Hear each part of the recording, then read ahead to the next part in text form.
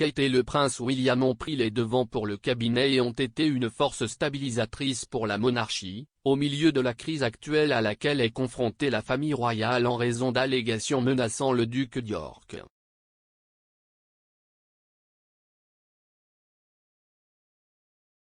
Le duc et la duchesse de Cambridge ont dû intensifier et accomplir davantage de tâches pour la famille royale ces dernières années après que des membres seniors du cabinet se sont retirés de leurs fonctions. Au cours des 2 derniers jours, le prince William et Kate ont tenu le fort pour la monarchie, en entreprenant leurs 2 premiers engagements publics conjoints de 2022.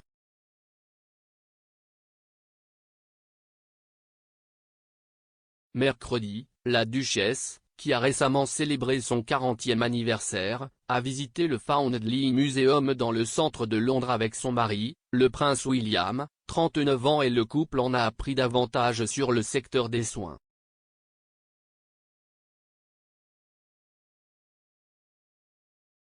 Le musée raconte l'histoire du Foundling Hospital, la première organisation caritative pour enfants du Royaume-Uni créée en 1739, en tant que foyer pour les enfants dont les mères ne pouvaient pas s'occuper d'eux.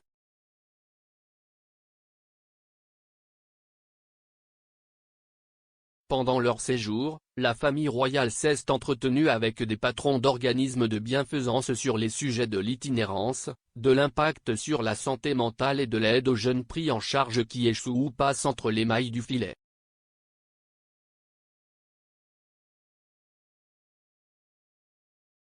Ils ont également entendu de première main ceux qui ont fait l'expérience de la vie en milieu de soins et ont participé à une séance de thérapie avec ces personnes qui avaient grandi sans domicile fixe mais avaient réussi à changer leur vie.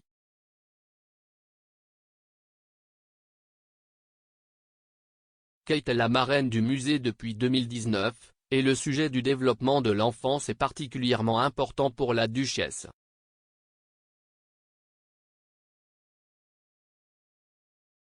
Kate s'est engagée de longue date à approfondir la compréhension que la société britannique a des premières années et de la façon dont les expériences des 5 premières années de la vie peuvent avoir un impact sur le développement des adultes.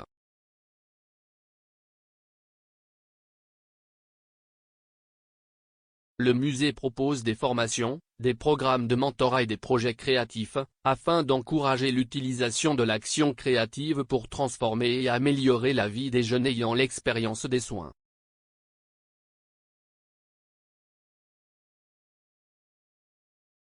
Ces programmes sont menés et développés par des artistes contemporains, des écrivains et des musiciens, et chaque année, le musée aide une trentaine d'adultes qui ont grandi dans des soins.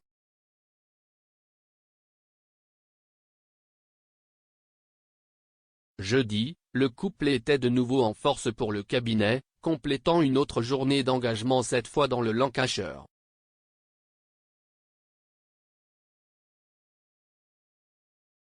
Le couple s'est rendu au Clitheroe Community Hospital pour une apparition royale surprise, alors qu'il exerçait leur fonction de mécène de NHS Charity Together, une fédération de plus de 250 organisations caritatives soutenant le système de santé national, son personnel, ses patients et ses bénévoles.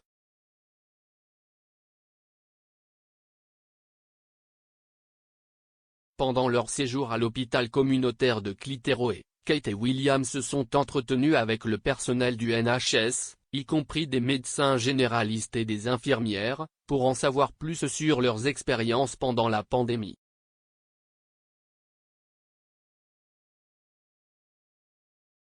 Le duc et la duchesse ont remercié le personnel pour leur travail inestimable en soutenant leurs patients à la fois à l'hôpital et dans les communautés rurales, malgré les services les plus occupés jamais enregistrés.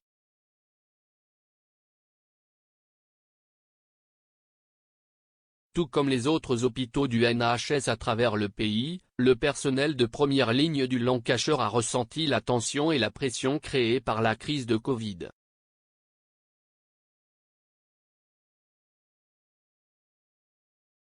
Au cours de leur visite, les membres de la famille royale ont découvert les défis uniques auxquels sont confrontés les prestataires de soins de santé en milieu rural et ont eu un aperçu de la foi en action caritative, Church on the Street, dirigée par le pasteur Mick Fleming.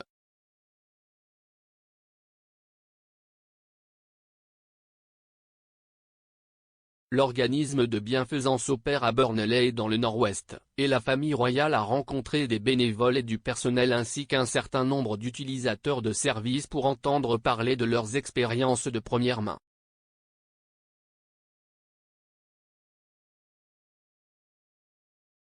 Au cours de la visite, le couple a également posé pour des photos avec un certain nombre de patients et de collègues.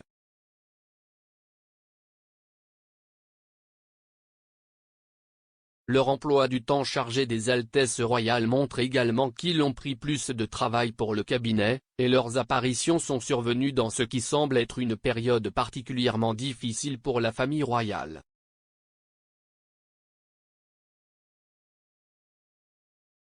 Ce mois-ci, la monarchie a fait la une des journaux sur les allégations portées contre le prince Andrew après qu'un juge a décidé que l'affaire civile ne serait pas rejetée.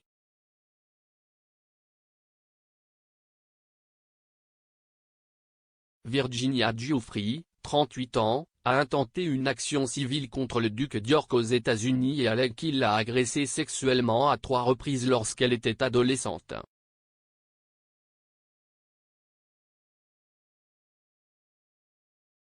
Le duc d'York a vigoureusement nié les allégations et avait tenté de faire rejeter l'affaire civile aux États-Unis avant qu'elle ne puisse être jugée.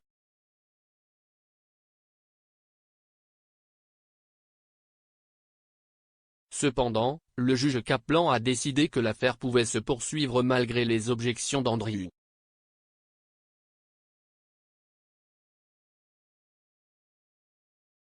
Dans les jours qui ont suivi cette décision, Andrew a été déchu de ses titres et patronage militaire.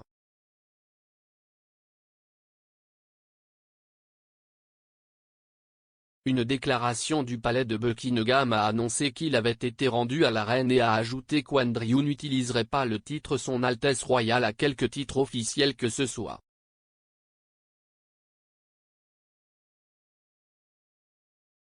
En outre, la déclaration indiquait qu'Andrew défendrait sa cause en tant que citoyen privé.